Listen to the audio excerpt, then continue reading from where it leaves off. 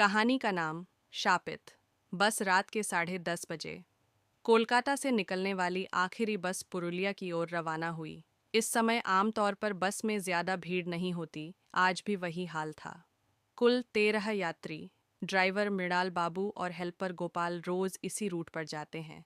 लेकिन आज की रात कुछ अलग थी। बस छूटने के वक्त से ही एक अजीब भारीपन महसूस हो रहा था। आसमान में बादल, दूर कहीं बिजली चमक रही थी। ठंडी हवा से शीशे कांप रहे थे। ज्यादातर यात्री सो चुके थे। सिर्फ पीछे की सीट पर बैठा एक युवक, नाम था रण, खिड़की की तरफ एकटक देख रहा था। बस जैसे ही शहर पार कर गांव की ओर मुड़ी, एक वृद्धा ने हाथ देकर बस रोकने का इशारा किया।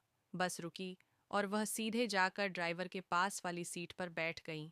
उन्होंने कोई बात नहीं की, बस सामने एकटक देखती रहीं।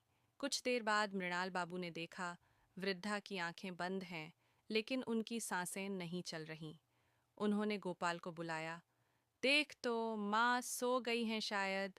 गोपाल ने वृद्धा के कंधे पर हाथ रखा तो ठंडक से कांप उठा, बिल्कुल बर्फ की तरह ठंडी। उसी वक्त बस की लाइटें झपक कर बुझ गईं। चारों ओर अजीब सी खामोशी छा गई। अचानक सामने एक साया बस के सामने खड़ा दिखा। मृणाल बाबू ने घबरा कर ब्रेक मारा। बस झटके से रुकी। सारे यात्री जाग गए। रण दौड़कर आगे आया, लेकिन बाहर कुछ नहीं था। धुंध और अंधेरे में कुछ भी नहीं दिख रहा था।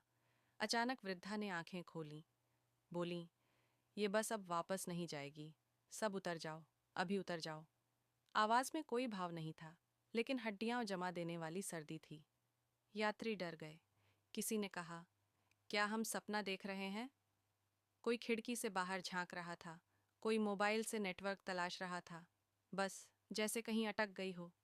रण ने हिम्मत कर कहा, चाचा, पुलिस को फोन करें। लेकिन उसका फोन बंद था। बाकी यात्रियों के फोन भी काम नहीं कर रहे थे। मृणाल बाबू ने बस स्टार्ट करने की कोशिश की। एक तेज हवा का झोंका बस को घेरने लगा। बस चलने लगी, लेकिन रास्ता अब जाना पहचाना नहीं लग रहा था। हर मोड़ पर अजीब साए, कभी हंसी की आवाज, कभी रोने की। कुछ देर बाद बस एक अजीब सी जगह पर रुकी। एक ओर कब्रिस्तान, दूसरी ओर घने पेड़ों में ढंका पुराना मंदिर। बस का इंजन बंद, लेकिन किसी ने बंद नहीं किया। अचानक एक महिला यात्री बेहोश हो गई। रण जब उनके पास गया तो देखा, उनके चेहरे पर अजीब निशान थे, जैसे किसी ने पंजों से खरोंच दिया हो। वृद्धा उठकर खड़ी हो गईं। उनके चेहरे पर एक डरावनी मुस्कान, आंखें लाल। बोलीं, तुम लोग जो आए हो, कोई नहीं बचेगा। ये बस एक शापित चक्र में फंसी है। मैं इसकी रक्षक हूँ। हर 100 साल में एक बार ये बस फिर से लौटती है, नए यात्रियों को लेने। रण चिल्लाया, तुम कौन हो? क्या चाहती हो? वृद्धा बोली, मैं भी कभी इस बस की एक यात्री थी। एक दुर्घटना में इस बस में सब जलकर मर गए। बस में बच गई, लेकिन उस मौत ने मुझे मुक्ति नहीं दी। मेरी आत्मा इस बस में कैद हो गई। अब तुम सब मेरे साथी बनोगे। बस के सारे दरवाजे और खिड़कियां अपने आप बंद हो गए।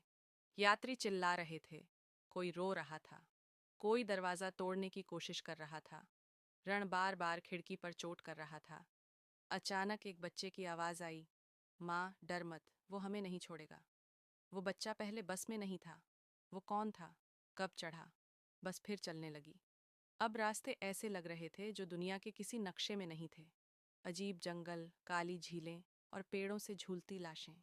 रण जानता था, बचना है तो कुछ करना होगा। उसने गोपाल से कहा, मुझे मदद कर, हम सब मिलकर निकल सकते हैं। उन्होंने मिलकर खिड़की का शीशा तोड़ा और एक छोटा सा रास्ता बनाकर रण कूद पड़ा।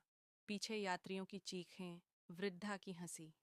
रण बेहोश होकर एक पेड़ के नीचे गिर पड़ा। सुबह गांव के लोगों ने उसे पाया। वह अस्पताल में होश में आया। पास में पुलिस, डॉक्टर। कोई उसकी कहानी पर यकीन नहीं कर रहा था, लेकिन पुलिस के रिकॉर्ड में उस दिन कोई बस नहीं चली थी। फिर भी रण जानता था, ये केवल कल्पना नहीं थी। वह जानता था, शापित बस आज भी लौटती है, नई सवारियों की तलाश में।